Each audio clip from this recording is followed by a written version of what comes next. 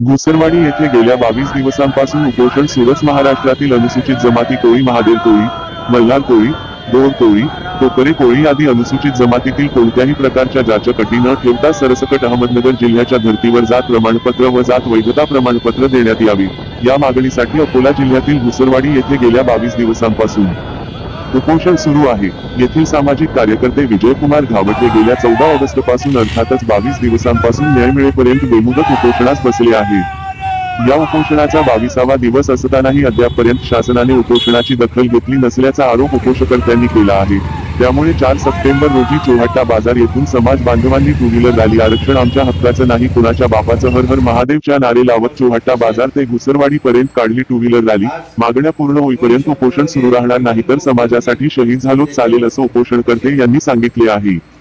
विजयकुमार घावट उर्फ झंका पाटील यांचे वजन 8 किलो कमी तसेच सप्टेंबर 22 रोजीचा शुगर 80 तर आणखी काही दिवस असंच चालू राहिलं तर जीवाशी धोका निर्माण होऊ शकते, त्यांना काही झालं तर वाल्मिकीचा वाल्या आम्हाला व्हावं लागेल असं सर्व कोळी समाज बांधव बोलले।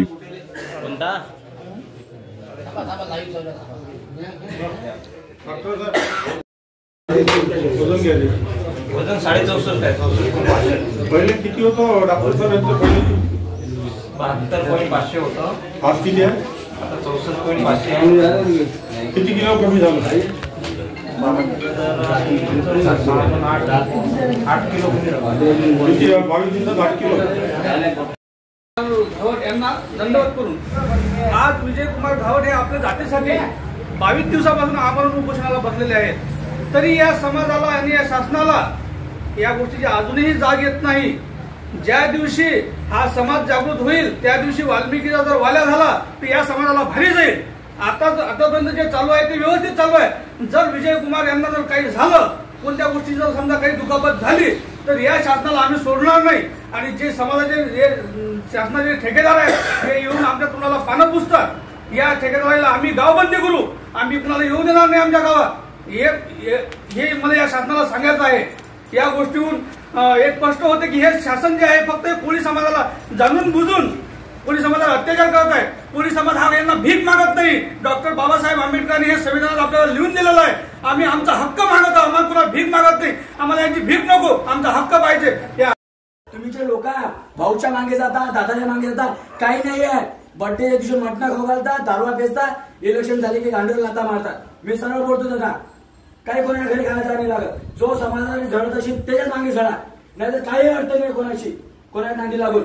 सरळ पॉईंट बघला, इलेक्शनला उभे राहायचं असताना समाजाचा पहिले सरळ होता मुद्दा माझा सरळ पहिले की बा होते काय कास्ट सर्टिफिकेट, नाल्या, रस्ते, गड्डे हे तर प्रत्येक गावाचं आहेच। आपल्या अकोला जिल्ह्यात सर्वात जास्त मेन पॉईंटवर आहे आपला समाज, कोळी समाज। असं नाही आहे, अस्तित्व जर पाहिलं ना ते म्हणतात ना आपले जीवन भाऊ वाल्मिकीला वाल्या, मी म्हणतो ना जर होत नसेल तर आम्ही होतो, मी करतो वाल्मिकीला वाल्या, नाही झाला मी करून दाखवतो। अधिक काही गोष्टी आहेत राजकारणाच्या बाबतीत बोलायचं लय काही आहे, पण राजकारणाला नम्र विनंती आहे, हात जोडून सांगतो ते येऊन आमचे मोठे भाऊचे बशिलात, यांचं नाव काय मला तर माहित नाही, घावट काका म्हणतात यांना। तर 22वा दिवस निघाला, कारण की मी तर तरुण आहे, मी या गोष्टी मी एज्युकेशनच्या साठीच होतं, पण कुठेतरी लक्षात आलं, जीवन भाऊन लक्षात आणून दिलं की बाबू तुम्ही कावळा काढता, कावळा तर लय जण असतात भाऊ, बर्थडे लय जणात, मग इतकं कहून ना मी हा प्रश्न पाहिला, मी आता खरं विचार करण्यासारखा आहे। लय जणांनी म्हटले हा भाऊ आलो ना वावराचा, भाऊ आलो ना दवाखान्याचा, अरे जिथं आपली गरज आहे तिथं तुम्ही येत ना। बर्थडेच्या ठिकाणी इथं 100 जण असतात तिथं 200, अरे बापरे छात्यावर घेऊन डोक्यावर घेऊन काय अर्थ आहे? अरे जिथं गरज आहे तिथं आहे, तिथं काही अर्थ नाही। समाज एकत्रित करण्यासाठी बरेचसे लोक आहेत जुळतात, तर ते मोठे माझं म्हणणे का तरुण पिढीला जे मोठे आपले सरळ रस्त्याने जात असतील त्याच्या मागे जा, पक्षाच्या मागे जाऊ नका।